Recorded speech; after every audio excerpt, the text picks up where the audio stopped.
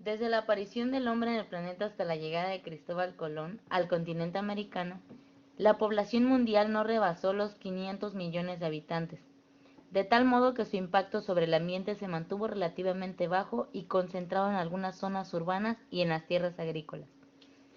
Al inicio de la Revolución Industrial, 2 siglos y medio después, la población mundial estaba cerca de los 800 millones y al principio del siglo XX alcanzaba los 1.600 millones de personas.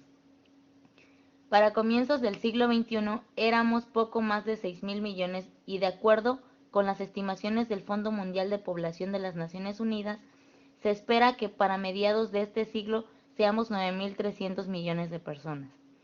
Te imaginarás que con este incremento de la población humana creció también la demanda de espacios habitacionales, obras de infraestructura, productos de consumo y por supuesto de alimentos.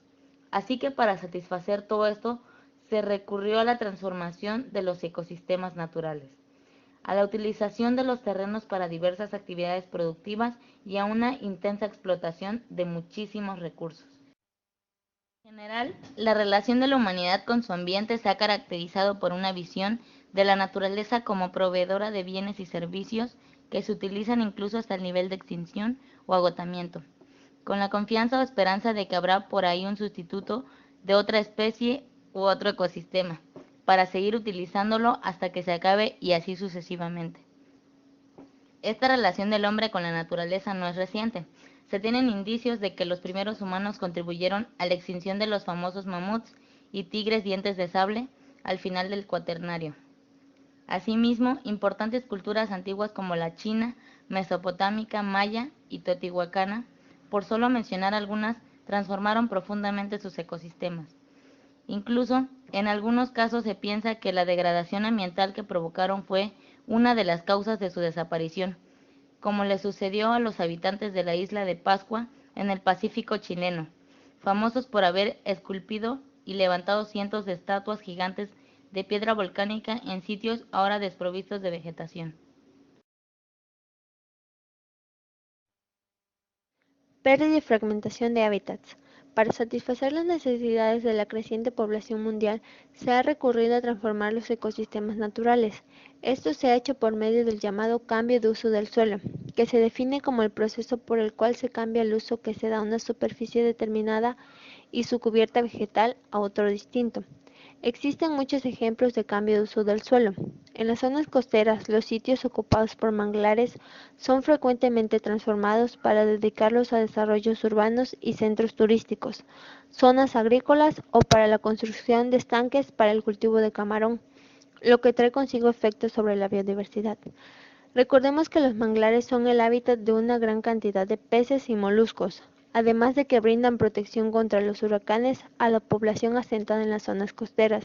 Así que, al cambiar el uso del suelo, se pierden o disminuyen considerablemente estos y otros servicios ambientales que obtenemos de ellos. La construcción de carreteras, muelles y presas, la apertura de minas y canteras, así como la agricultura y la ganadería, también son ejemplos de actividades que propician el cambio del uso del suelo.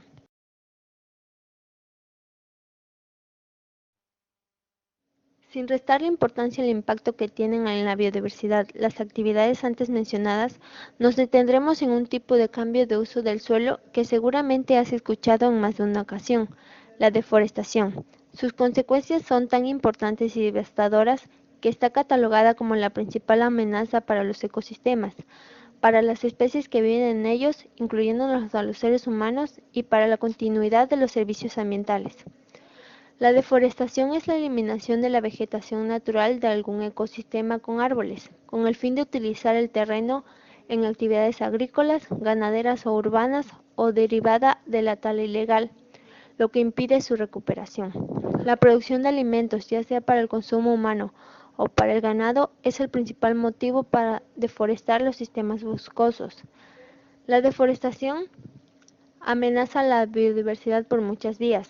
Los daños comienzan con la destrucción o degradación de los hábitats, ya que para poder utilizar el terreno en otras actividades es necesario eliminar la vegetación original, cortando y retirando los árboles grandes y muchas veces quemando los restos que quedan en el suelo.